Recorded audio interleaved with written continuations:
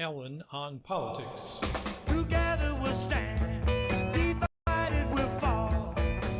Come on now, people, let's get on the ball and work together. Come on, let's work together. Good morning and welcome to Alan on Politics. Once again, this is Alan and I'm about to babble on about politics.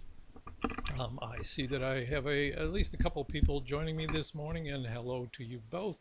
If anyone else is out there, to be able to use the chat feature, you have to sign on to your YouTube account, and then you can type in things that I will see when I look over at the screen like this. Otherwise, when I'm looking at the camera to talk to you, I'm not looking at the chat, so I don't know what you're saying until I stop. I'm going to speak for a while about the Ukraine crisis, which is in the news now, and then after about 15-20 minutes I'll take a look to see what kind of questions or responses I'm getting from you all. Now originally I had planned to talk about something else, but then Russia invaded Ukrainia, as I'm sure you know. And I didn't think I had anything of unique interest to say about this, because by now there's been lots of commentary on TV and you've heard all that. But because I had been paying some attention to what was going on with the former Soviet Union over the last several decades, and with Ukraine and with NATO, which you'll hear over and over again as a key part of this story, it was on my mind, and I had some thoughts about it. But what really provoked me to talk about this today is, oddly enough, you know how they have those little free books in small libraries? People build those little houses and put them on a post outside their house, and you can drop off books for other people to read and pick up books to read. Well, a couple of months ago, I think, I saw this book sitting there about the history of Vietnam, particularly the American involvement in Vietnam. And I just recently, this last week, started reading through it. Now, I knew most of the story of this anyway, but because this is a nice thick book, it goes into a lot of detail. And I lived through that era. I was in my late teens, early 20s when I was draft age. The war was still ongoing, and so it was pretty heavy on my mind, and I was paying attention to what was going on. And I do see parallels between the United States approach to its problem in Vietnam at the time, in the 60s and 70s, and the problem that we're having. I hate to say we, because I don't feel like I have any decisions over what the United States is doing. The problem the United States is having with Russia now in the Ukraine. Now, don't jump ahead of me and assume that I think we're going to get into a shooting war with Russia, sending troops in and getting bogged down there and all that, as we did in Vietnam. I was thinking more about the approach to the use of power that the United States used in Vietnam and has used with Russia, and in general uses it for foreign policy and often for domestic policy at times. And since I'm a political scientist, I have a lot of interest in power. So that's going to be the topic for today: the use of power by the United States, how it understands power, and how I think there are really two forms of power. One of them is the obvious one, that is the promise of rewards and threats of punishment. I call this material power, because you have power over material resources that you can then use as inducements. But the other form of power is more important, more subtle, and maybe a little more hidden, so that people don't see it as easily. I think we easily come to see power as the ability to threaten people and get them to do what we want to do. But it's more complex than that. There's what I call moral power, maybe not the best term, but the general idea is that power really comes not from control over material resources, because a single individual can only control so much, but from human beings acting in concert. And the question is, how do human beings come to act together for particular goals? Now, one way you can get people to act together is by promising them more rewards and threatening punishments, and that'll work for a time and work to a certain degree. But more importantly is how people come to trust each other so that they can work together for common goals, particularly when you're able to tap into their aspirations as human beings, how they will cooperate and learn to trust each other, and that creates social bonds that are strong enough to carry over the long term. In fact, you wouldn't have anybody rise to power in institutions like government so that they had control over material resources to reward and punish. They would never come to power if they hadn't first been able to gather around them a group of people who had the same aspirations, even if it wasn't aspirations, to get more power, and were able to trust each other to some degree. In that small group that works together to rise to the different kind of power, the first kind of power, material power, the stronger the bonds of trust and the stronger the tie to a common aspiration, the more successful they'll be. If they let that deteriorate, then they're going to fall apart and lose what power they had. So the second form of power, which is more subtle, is more important. Now let me talk a little bit about Vietnam and Ukraine and how I see those paralleling each other. And it is, maybe to nobody's surprise right now, I see the parallel in how the United States tends to rely on threats of punishment and ignore other parties' aspirations and ability to trust what the United States says. So in Vietnam, we saw this in spades. If you've read anything of the history of how we got into Vietnam, well, we got in there because we wanted to prop up France's colonial rule after the Second World War, when Ho Chi Minh, the leader of the Vietnamese communists, was trying to convince us that he could be an independent, neutral country between the Soviet Union and the United States, and that he really wanted to govern, he really wanted a national government that was independent of China or the Soviet Union. But we didn't listen to him. We thought we could simply do as we wanted, and France eventually gave up, couldn't use its superior military might to get the Vietnamese nationalists to give up. And the United States stepped in with the same kind of thing. We thought if we escalated our ability to leverage our own power in the sense of threatening punishments like bombing and shooting and the rest of that, eventually they give up. And we got in deeper and deeper, and they weren't giving up. And we just could not find a way out because we couldn't believe that our superior military ability and our superior economic resources could not induce them to change their behaviors. That really, for them, the goal of having control over their own country was preeminent, that they were willing to take all kinds of punishment and refuse inducements in order to have national independence. We just couldn't believe that. Now, what's the deal with Ukrainia and the United States? Well, you may have heard this already if you've been trying to get some background on this, but I'm just going to run through a few points to show you the parallels in the approach to power. Let me take a second here to have a sip of my tea and wake up a little more fully.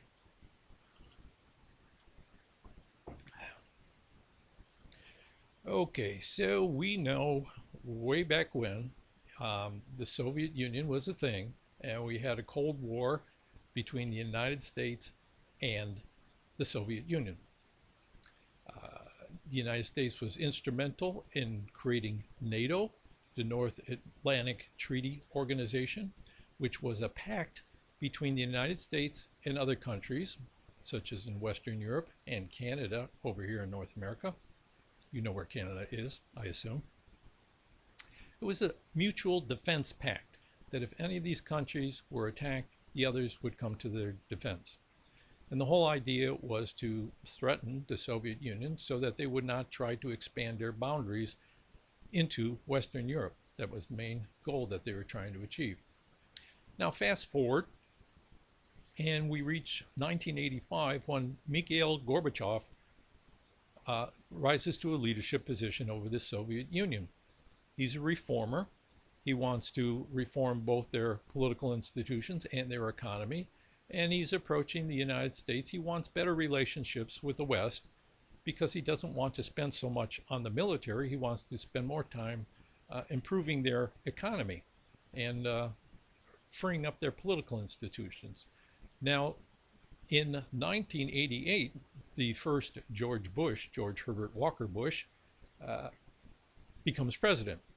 And a couple years later, his Secretary of State, James Baker, makes a promise to Gorbachev that if Gorbachev allows Germany to be reunited, now remember, Germany was split between half of it being an ally of the West and half of it being under the control of the Soviet Union.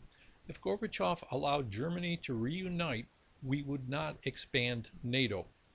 And several other European leaders repeated that promise to Gorbachev. Okay, that's what they told him behind the scenes. But a few years later, 1999, secretly, the Bush administration adopted a policy that was created by a guy named Paul Wolfowitz. I think he had a role in the Iraq War too, which, come to think of it, with all this commentary about Russia invading Ukraine and how this is unprecedented since the Second World War, people are forgetting how the United States invaded Iraq under falsified claims about what was going on there. Anyway, that's an aside. So a few years later, let me check my notes. What year was it? It was 1999. Okay, first, Wolfowitz doctrine was that the United States would not allow any country to become a serious challenger to our power anywhere in the world.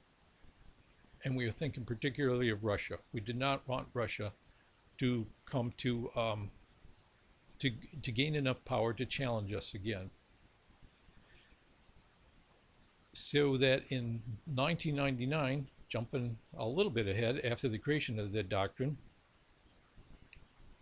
we expanded NATO into Poland, the Czech Republic, and Hungary against our promises to Gorbachev. Now, what was the thinking behind this? The thinking was they're in a weakened position. We are in a much stronger position. We don't have to allow them anything. We can bring military bases closer to them into countries that are nearer the former Soviet Union. The Soviet Union had dissolved a little bit before that, in 1991 or so. But we were threatening Russia now with expansion of NATO in order to check them from gaining any power. So we broke our promise not to expand NATO. We moved military equipment into countries closer to Russia, which infuriated Russians. Vladimir Putin, who was not well known at the time, became president of Russia around that time, and he approached the United States and NATO and Europe and asked if Russia could join NATO and become part of the Mutual Defense Pact. They would be willing to help defend other countries if they would be willing to defend Russia. He was rebuffed, and it goes on from there. NATO continually expanding. In 2004, it expanded to Romania and the Baltic states, and they were also angry about our intervention in Yugoslavia, which was a nation at the time that fell apart and became what we now call Baltic states. And in 2007, Putin had enough, and he said in unequivocal terms that he regarded this continual expansion of NATO nearer Russia's borders as a provocation, and they were not going to put up with this indefinitely. Well, what was the response of the United States? That NATO is going to expand into Georgia and the Ukraine, which are right on the border with Russia. That's how this began. It was through the United States thinking we had the power to force Russia to accept whatever terms we wanted to impose upon them, move military bases closer, and with the idea that we are not going to allow them in any way to expand or to create a sphere of influence for themselves. Of course, we participated in a coup in 2014 in Ukraine to remove a pro-Russia president and help install somebody who was more friendly to the West. We began sending military equipment to Ukraine to protect it from Russia, which looked very threatening to Russia. And of course, Russia responded by grabbing the Crimea, saying they're not going to allow a NATO military base on the naval port there. And tensions just rose from there. So that's how we got into this. Now, what's the point I'm trying to make? It has primarily to do with the reliance on one form of power and the arrogance that comes with having that kind of power in your hands. When you have the material power to punish, to hurt another party, and you see them in a weakened position, and you continually threaten them with punishment if they don't do what you wish and just ignore their wishes, it's going to eventually cause resentment. And there'll come a point where they get fed up and they're not willing to accept that anymore. We can't just pretend that we had no role in creating the debacle in Ukrainia, just like we can't pretend, although we tried for a while, that we were following a feudal course in North Vietnam that arrogantly presumed that anybody who's weaker than us can be pushed around, that any nation will do our bidding simply because we have the power to try to force them to do it. In politics and governance, it's the same thing. People ignore the importance of having people work together to build trust and to have common aspirations that strengthens their bonds, their ability to work together, and relies on the idea that somehow you can use laws and the threat of force and the threat of jail and the rest to keep people from acting in ways you don't want them to. Now, what do I mean here in the United States? There's been a great erosion of trust in government over the last 50 years or so. We know that the government has lied to us in a number of ways, that it's not responding to a lot of the needs that people have, that it's been corrupted by money, and that a lot of policies are created to advance the interests of corporations and rich people. We know that our aspirations as people for freedom, for economic security and stability are not being met, and the government seems out of touch, and it wants to rely on things like demonizing protesters and people who are dissatisfied, Trump supporters even, who are angry at the whole political establishment and are using Trump as a wedge to make that dissatisfaction known. They're simply written off. The assumption is that if we're in power, we can do as we please and ignore what's happening to the people that we're trying to control. That's my whole point here. There are two forms of power. The form of using rewards and punishment can only go so far, and governments collapse when they start losing trust and start losing touch with the aspirations of the parties that they are trying to get to do their bidding.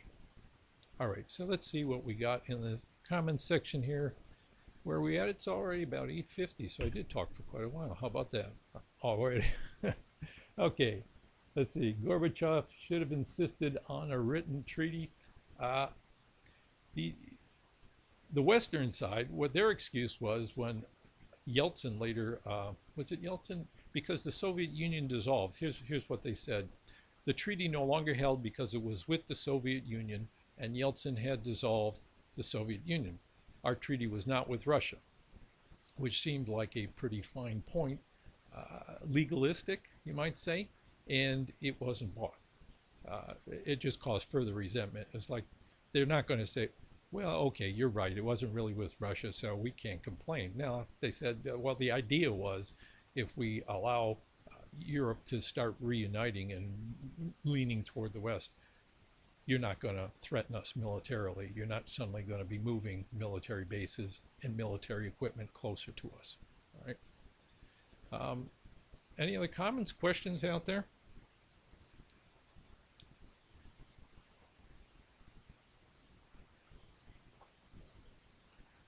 There's a delay between the time you put in your comments and the time I see them.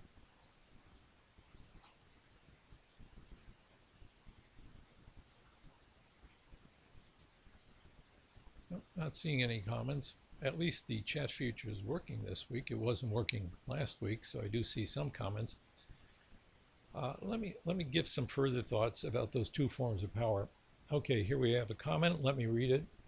Putin seems to lack all moral power when he has to justify the invasion by calling the Ukrainians Nazis.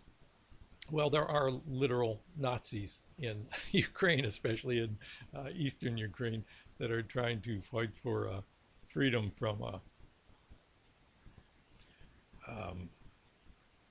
the West.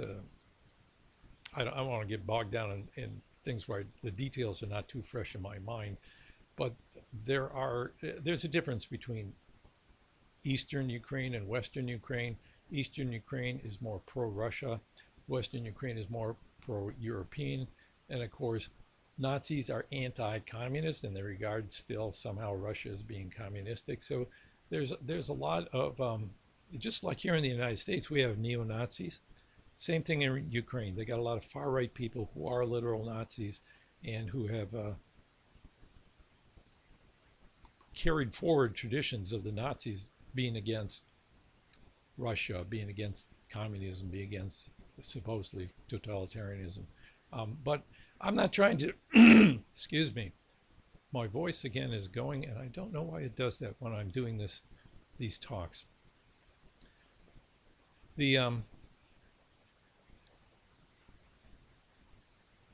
I'm not trying to defend Putin, but putting myself in his shoes, I can see where he would become angered and decide to take a stand at some point. Now, whether he's helping things or not, whether his actions were justified, I don't know. I haven't formed an opinion about that. I don't have any influence over Putin. Supposedly I have some influence over the United States in how I vote and what I do. I don't think I have that much influence though. But really my point is more about understanding power. And here, where I was going a few minutes ago was to say the exemplar of a form of moral power is certainly not Putin. It'd be more like someone like Mohandas Gandhi or Martin Luther King Jr., because they relied almost entirely on their ability to tap into the aspirations of people and to get people to trust each other to work towards those common goals. And particularly people were able to put their trust in them as leaders. That was a form of power that's very, that could do quite a bit of good without relying on the threat to punish people or the ability really to reward them directly. So there are examples where this form of power, this hidden form of power, comes much more out in the open, and it gives us a glimpse of what is possible in the political world if we start to recognize and rely on that form of power more than on the form of power that we're more familiar with, which sometimes ends up hitting us back in the face. So I'm not seeing any other comments. We still got about 5 minutes. I will confess that this 8:30 time in the morning has not turned out to be ideal for me, because I find myself not quite prepared when I have to turn on the camera. It does get my adrenaline flowing and gets me thinking quick about what I want to talk about.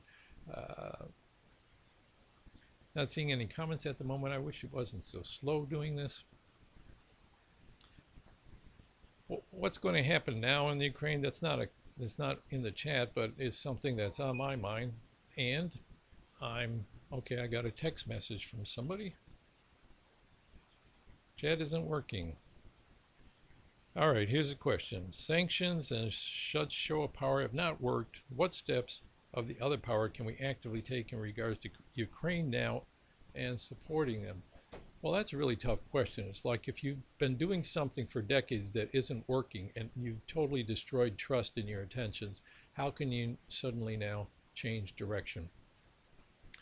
The obvious thing that they can do, United States and NATO, is just pledge outright, just say, we're not going to allow Ukraine to become part of NATO.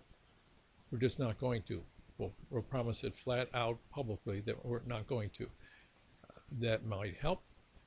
haven't been willing to do this so far. A lot of times we say publicly, well, we have no intention of doing that, but we don't promise not to do it. And we are moving military equipment in there. Of course, now we've got a good excuse to move military equipment in. So I don't know. It takes time to get people to trust you, and it takes time to get to recognize and acknowledge other people's aspirations. I think it's a long-term process. It's not a quick and easy solution to anything, but to start in that direction would be, first of all, to say we're not going to move closer, and we're going to start taking seriously the fact that Russia feels threatened, instead of continually, and this is like a psychological issue almost. The things you see in yourself that you're most ashamed of are the things that you project onto other people, right? I don't know how true that is, but that's a pop psychology principle that we often hear. And the United States is doing the same thing here. It continually talks about the threat of Soviet expansionism. At the same time, we're continually expanding our power, using that term we loosely again. So we're doing exactly what we say they're trying to do, and it's forcing them into a position where they have to try to draw a line somewhere.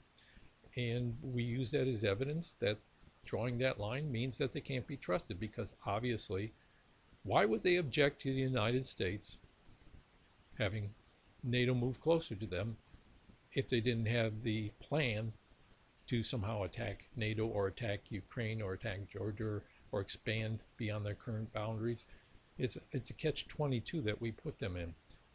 But as to how we could do things differently, I think it takes a whole rethinking of our foreign policy and our aims for the world. The assumption that the way the United States does things is best for the rest of the world, I think, is not very well founded. There's a lot of problems here internally we should be dealing with. Maybe instead of trying to maintain the post World War II order, we should back off and allow other countries to build up their militaries and use some of those resources to meet needs at home. That would be another cliched liberal position that I would support. All right, we're about at the end of the hour. I'm not sure if the chat feature stopped working or what happened. Once again, Al-Anon Politics is experiencing technical difficulties, and not sure what to do about it other than to push on week to week and try to do a little bit better each time. I hope you got something out of this talk, and I hope those of you who are listening later in the recorded version, either in podcast form or on YouTube, you will drop in some comments on the YouTube channel where this video is, or on the Facebook page for Al-Anon Politics. And also, I have created a new Facebook group that those of you who are on Facebook can join. It's called the Freedom and Cooperation Network. And I've created it in order to advance some of the principles behind my thinking that I've been trying to develop in these videos. I boiled down the main principles of my political philosophy, and I put them up on that Freedom and Cooperation Network Facebook page so that you can go take a look at them and write in comments where you agree, where you disagree, where it seems unclear, where you're uncertain, or ideas about how, if you agree far enough with me, how we can bring these ideas into application in the real world. So check it out, and please join if you're interested. The Freedom and Cooperation Network on the Facebook, on the face of Facebook. So that's it for this week. Okay, they say thanks for sharing your thoughts. Thank you for being with me. Thank you to these two viewers who have been with me week after week, early in the morning. I hope some more of you can join me in the morning. And I'm not sure where I'm going next week with this, but see what comes up. Hopefully not World War III.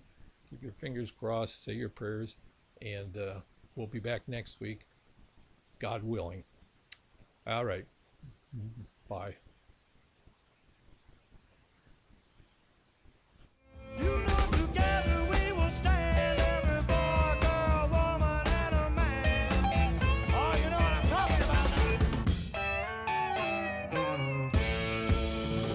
work together. Hey!